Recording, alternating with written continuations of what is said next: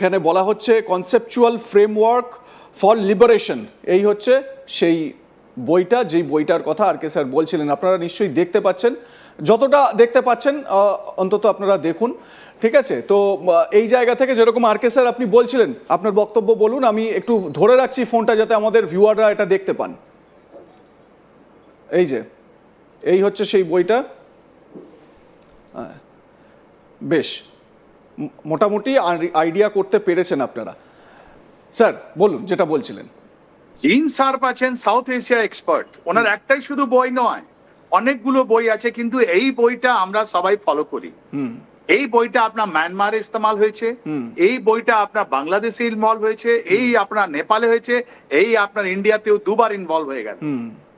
আর এর মধ্যে বলা হচ্ছে কি তিনটে স্টেজে একটা ইলেক্টেড গভর্নমেন্টকে কি করে চেঞ্জ করা যায়, পারসেপশন কি করে চেঞ্জ করা যায়। আর ওর মধ্যে যে ডিপ স্টেটের কথা বারবার আমরা বলছিলাম, ওই ডিপ স্টেটের কথাটাই আপনার লুকিয়ে ফিরিয়ে এই বইটার কথা হচ্ছে। তিনটে স্টেজ আছে, আর এর মধ্যে বাংলাদেশে যেটা হলো, নেপালে যেটা হলো, এই দুটো জিনিসকে আমরা যখন ডিকোড করলাম তা আমরা পেলাম তিনটে স্টেজ কি আছে দেখুন। সব থেকে বড় জিনিস আছে ট্রিগার। ওই ট্রিগারটা হচ্ছে আপনার কোন একটা দেশে একটা জেনারেশন, দেখুন এই যে জেনজি যেটা বলা হয় একটা জেনারেশন আছে, ওটা একটা বয়স আছে। আমার বয়স যেটা 60+, আমরা এই এডুকেশনে হয়তো অন্য ডিফারেন্টলি নিচ্ছি।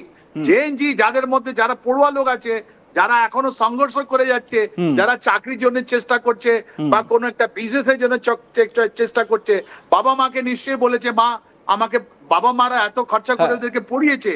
তো জেন জির কথা জেনারেশন, ওর মধ্যে একটা কজ, পারসিভড কজ কি কারাপশন আছে, ডেমোক্রেটিক সিস্টেম কাজ করছে না, অনেকগুলো জিনিস ওর মধ্যে, আনএমপ্লয়মেন্ট আছে, শিল্প নেই, ওয়ার্ল্ড এই জিনিস বলছে ভাই এই গভর্নমেন্ট পুরো সিস্টেমকে দোষী দিচ্ছে। এইটাই একটা জিনিস ট্রিগার। এন্ড এই ট্রিগারের মধ্যে ওরা খুঁজে বের করে দেয় যে এটা কি হতে পারে, ওর মধ্যে রিজনটা কি হতে পারে, আর ওইটা আপনার আইডেন্টিফাই করে দেয় কোথা থেকে, লোকাল যারা লোক আছে ওদের সঙ্গে। আর এটা একটা ব্র্যান্ডিং করে, একটা ব্র্যান্ড, প্রত্যেকটা এরকম এডুকেশনের একটা ব্র্যান্ড হয়।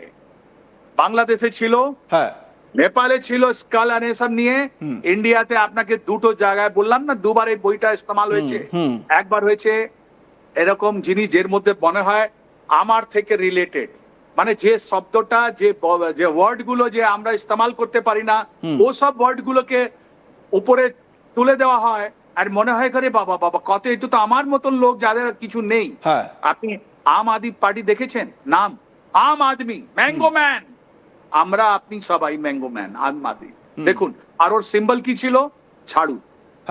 আপনি চিন্তা করতে পারেন, রাষ্ট্রীয় একটা নেশন ভারত এরকম একটা সিভিলাইজেশনে আমরা একটা সিম্বল ইস্তেমাল করেছি যার ঝাড়ু একটা পলিটিক্যাল সিম্বল, মানে আমরা ঝাড়ুতে স্ট্যাম্প লাগাচ্ছি।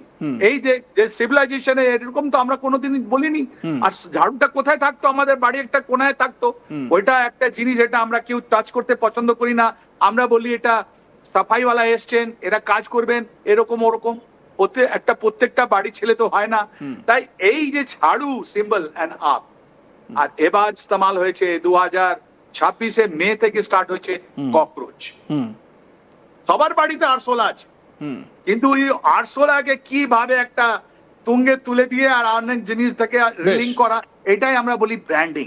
আমি আরো মানে এটার ভিতরে আরো কি কি রয়েছে সেই জায়গাগুলো আরো বিশ্লেষণে আসবো। স্যার আপনাকে একটু বিরত করছি, এর পরের পর্বের যে আলোচনা আমরা রাখবো সেটা আরো ইন্টারেস্টিং। সেটা হচ্ছে এই ককরোচ জনতা পার্টির আন্দোলন বা ছাত্র আন্দোলনে সোশ্যাল মিডিয়ার একটা ইনফ্লুয়েন্স ব্যাপকভাবে সামনে এসেছে, এবং এই সোশ্যাল মিডিয়া ইনফ্লুয়েন্সে নাকি বলা হচ্ছে যে পাকিস্তান অ্যাক্টিভলি কাজ করেছে।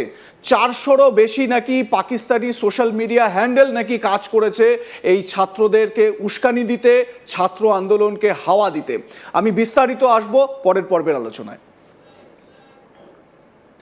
এবারে যেই বক্তব্যটা আপনাদের সামনে তুলে ধরি সেটা হচ্ছে গিয়ে, যেটা আমি শুরুতেই বললাম, একজনের বক্তব্য আপনাদের শোনাবো। দেখুন, আমরা একথা বলছি না, আমরা দুদিন ধরে বা বেশ কয়েকদিন ধরে এই খবর পাচ্ছিলাম যে এই ছাত্র আন্দোলনের নেপথ্যে যে সেখানে নাকি বেশ কিছু সোশ্যাল মিডিয়া হ্যান্ডেল রয়েছে যেগুলো পাকিস্তান থেকে অপারেট করা হয়েছে এবং উস্কানি দেওয়ার কাজ এই পাকিস্তানি হ্যান্ডেলগুলো থেকে করা হয়েছে। আমি একটা কথা এখানে পরিষ্কার বলতে চাই, ছাত্রদের আন্দোলন এটা জেনুইন, ছাত্ররাই আন্দোলন করেছে, বেশিরভাগ ছাত্ররা কিন্তু এর মধ্যে ছিল, কিন্তু এই ছাত্র আন্দোলনের আড়ালে যারা কাজ করেছে তাদেরকেও কিন্তু সামনে বের করে আনার দরকার রয়েছে। আমি ঠিক এই জায়গা থেকেই দিল্লি পুলিশের ডিসিপি, দুজন ডিসিপির বক্তব্য আপনাদের শোনাবো। ডিসিপি সুমিত ঝা তিনি কি বলেছেন, কি বার্তা দিয়েছেন এই 400টা যে পাকিস্তানি হ্যান্ডেল, কি বলতে চেয়েছেন তিনি, শুনুন। हमने नोटिस किया है कि सोशल मीडिया में कुछ मिस इन्फॉर्मेशन फैलाने की कोशिश की जा रही है। अभी तक 400 से ज्यादा Pakistani social media handles identify किए जा चुके हैं जो इस सिचुएशन का फायदा उठाते हुए फेक कंटेंट और र्यूमर स्प्रेड कर रहे हैं। उनको ब्लॉक कराया जा रहा है। ये वही सोशल मीडिया हैंडल्स हैं जो ऑपरेशन सिंदूर के दौरान भी एक्टिव थे। उनका सिर्फ एक ही मकसद है, लोगों को भड़काना और स्पेशली स्टूडेंट्स का ध्यान भटकाना। मेरी आपसे अपील है कि बच्चों की सेफ्टी के लिए किसी भी फेक पोस्ट, एडिटेड वीडियोस या एनोनिमस हैंडल से किया हुआ कोई भी पोस्ट के भड़कावे में ना आए। किसी भी पोस्ट को शेयर करने से पहले फैक्ट चेक करो, र्यूमर्स को स्प्रेड मत करो और किसी भी एंटी सोशल एलिमेंट्स को अपने इमोशंस का कंट्रोल मत लेने दो। याद रखो कि पीसफुल प्रोटेस्ट करना आपका अधिकार है और दिल्ली पुलिस इस अधिकार का रिस्पेक्ट करती है। দিল্লি পুলিশের একজন ডিসিপির বক্তব্য আপনাদের স্পষ্ট শোনালাম। আরও একজন DCP, DCP central Rohit Rajveer, তিনি কি বলছেন শুনুন তার বক্তব্য। हमने नोटिस किया है कि सोशल मीडिया में कुछ मिस इन्फॉर्मेशन हम सभी जानते हैं कि सोशल मीडिया पर कोई भी जानकारी बहुत ही तेज़ी से वायरल हो जाती है, लेकिन हर पोस्ट, वीडियो या फोटो सही हो यह ज़रूरी नहीं है। इसीलिए किसी भी जानकारी पर भरोसा करने से पहले या उसे आगे शेयर करने से पहले उसका फैक्ट चेक करना बेहद ज़रूरी है। दिल्ली पुलिस भी सोशल मीडिया पर लगातार निगरानी रखे हुई है।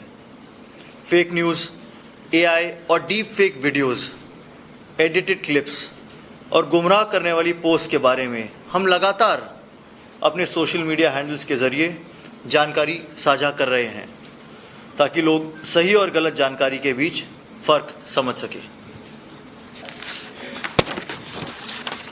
आज की इस ब्रीफिंग का उद्देश्य आपके सामने फैक्ट्स रखना है और यह बताना है कि किस तरह सोशल मीडिया पर गलत जानकारी और फेक नैरेटिव फैलाने की कोशिश की जा रही है। আপনাদের শোনালাম দিল্লি পুলিশের তরফ থেকে কি বক্তব্য রাখা হচ্ছে। এবারে দেখুন এই বক্তব্যগুলো যারা তদন্তকারী তারা তো তদন্ত করে দেখবেন, তারা তদন্ত করে কি উঠে আসে সেদিকে অবশ্যই নজর থাকবে।